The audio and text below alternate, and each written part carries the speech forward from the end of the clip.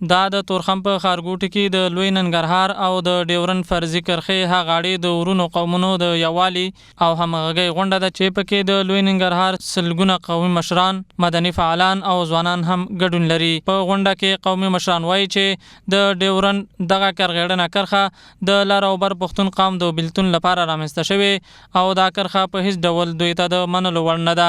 دا د پښتنو په سینه باندې تېره شوې ده. دا نه منونکې کرښه ده. هېڅ د افغان بچی به هېڅکله چې هغه ډېر د چا خبره 100 کاله وروسته به راځي دا کرښه به نه مني. دا موږ نه منو.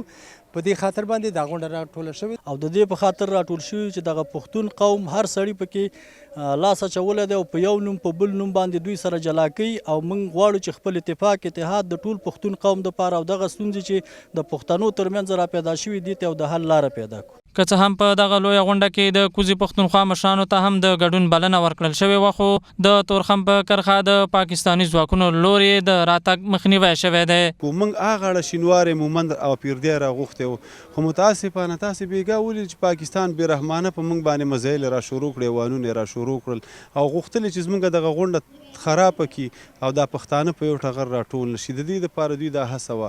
دا په دې باندې چې دې بېګا فایر شروع کړو، جنګ یې شروع کړو، زموږ په خاوره باندې یرغل کوو، مزایل یې را ایستلې، نو دروازه بنده شوله، حالات اضطراري شو، هغه خلک را نغلل، را پرې نه خوله.